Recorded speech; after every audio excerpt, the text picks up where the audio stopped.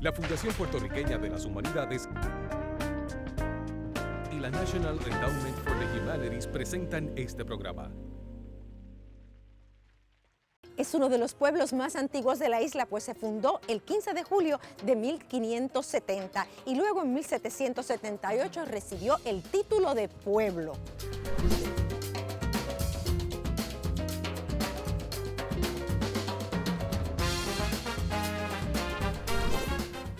Fue el tercer municipio que se fundó en la isla y el único que conserva su asentamiento original.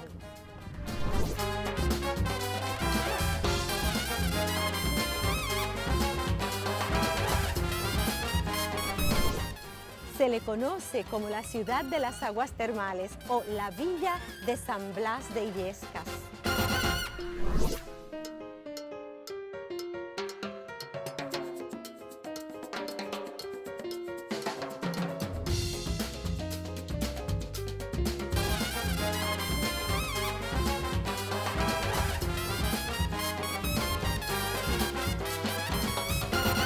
Saludos amigos, bienvenidos a la ciudad de Coamo. Cuando mencionamos su nombre, no podemos evitar pensar en su famoso maratón y en sus aguas termales.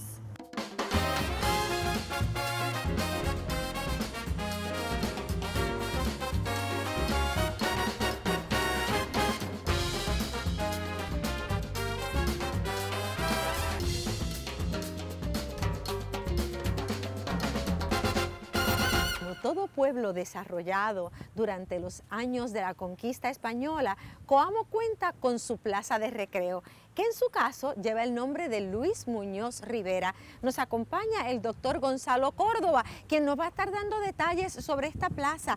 ¿Siempre estuvo la plaza así como la vemos? No, según me cuentan y se ven las fotos de 1898, esto era una loma donde estaba la iglesia y aquí lo que había era un terraplén más o menos, donde lo que se usaba era para secar café. Ajá. Fue cuando don Segundo Bernier era alcalde, ya al principio de los 30, que se hizo la primera plaza. Estamos hablando de los 30 del siglo XX. Sí, del siglo XX. Que duró... Que se pavimentó entonces. No, y se hizo como una plaza como Dios manda. Ya. Y entonces después en los años 50 se hizo una segunda versión y esta fue ahora en el siglo XXI. En todos nuestros programas hablamos de que los cascos urbanos hablan, sin embargo, en Coamo hablan literalmente. Observen que a nuestros pies hay una colección de ladrillos que llevan señales del paso de la historia por el pueblo de Coamo. ¿Qué es esto? Correcto. Bueno, pues aquí tenemos al principio los fundadores del pueblo y los primeros alcaldes que se sabe del siglo XIX y después del siglo XIX hasta el presente.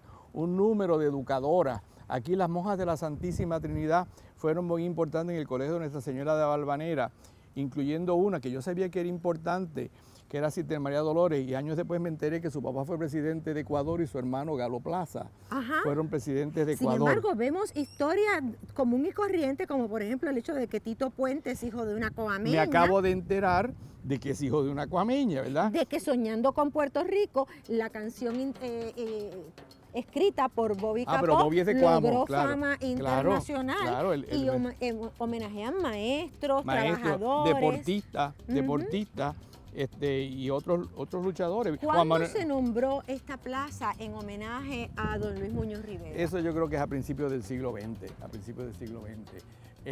Esta iglesia, una de las razones que nunca tiene una grieta, es que se hizo en esta loma que hay aquí, que empezaba allí, que usted ve que cortaron, y es una tierra fofa. Por lo tanto, cuando hay temblores es como una almohada. Cede. Si esa tierra, esas piedras que uno toca que se desboronan. Ajá. Y ese lo hicieron por casualidad aquí. Por esa es la razón, me decían a mí de niño, de que la iglesia nunca se rajaba, porque si había un temblor, como se cayó la ermita de la Altagracia, pues aquí no pasaba nada. Y un hecho interesante es que contrario a las leyes que estipulaban la cuadrícula con la casa de Dios a un extremo y la casa del rey al otro extremo y la plaza en el mero centro, en este caso en Coamo la iglesia está en el centro de la plaza.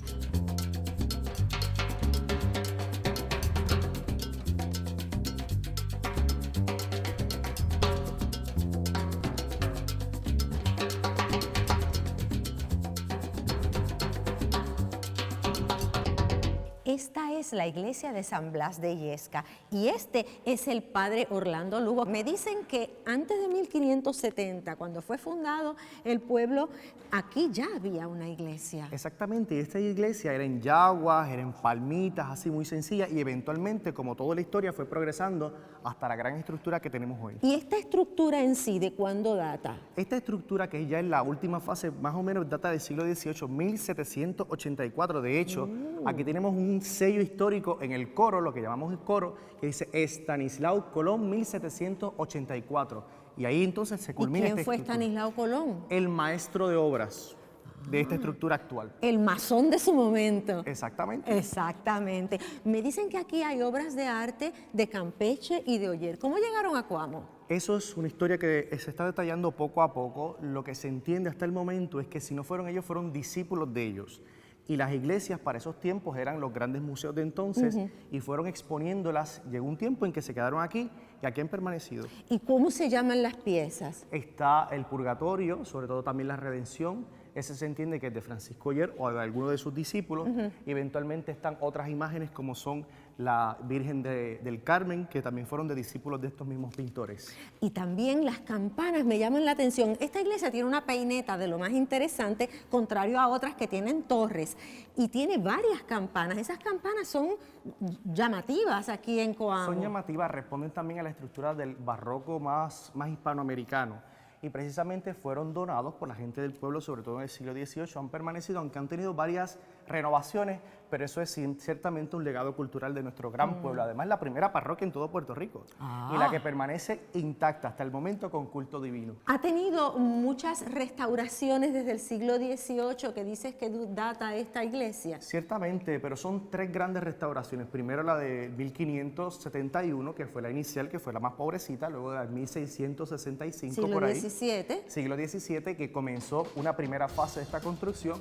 Luego en el siglo XVIII, y se dice, hay una teoría que todavía no está certificada históricamente, que en el siglo XIX también hubo una breve restauración. Y en nuestros tiempos, siglo XX, siglo XXI, ¿se han hecho cositas? Y se le puso aire acondicionado, tuvimos el permiso del Instituto de Cultura puertorriqueño y es por eso que estamos aquí con fresquito también. Ah, mira qué bien.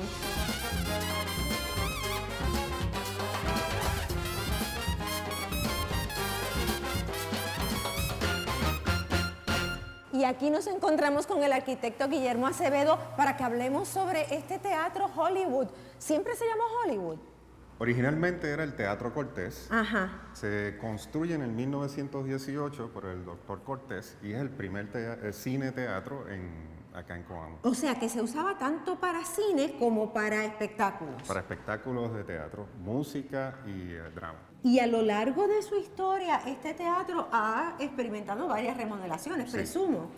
Una de las más importantes fue en el 1930, seguido del paso de un huracán que destruyó la estructura original. Ajá. Y fue remodelado entonces en el estilo Art Deco de la época. Y ya, Y ahí entonces se llamaba cambia, Hollywood. Ahí cambia y se le pone Cine Hollywood. Ah, y después de eso, Después de eso, el cine estuvo en función hasta, bueno, la última película que se dio en el cine fue Titanic, la última de Titanic, y ahí se cierra el cine, por varias razones económicas, administrativas, etc. Lo adquiere con el proyecto de revitalización de los centros urbanos, lo adquiere el municipio con el propósito de remodelarlo y reactivar la economía. pero durante esos casi 100 años de existencia, esta estructura ha sido anfitriona de múltiples personalidades, empezando Sí. por un coameño que vivía aquí al lado. Sí, ¿Quién era ese? Bobby Capó.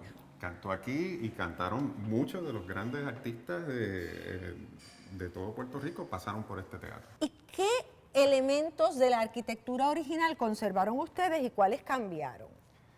Todo el interior es nuevo, de diseño nuevo. La fachada original del frente se mantuvo y se realzó con detalles apropiados en acero inoxidable, reforzando lo que era la fachada original. La marquesina es una de las pocas que se conserva, incluyendo pues el letrero de Cine Hollywood que se restauró completamente.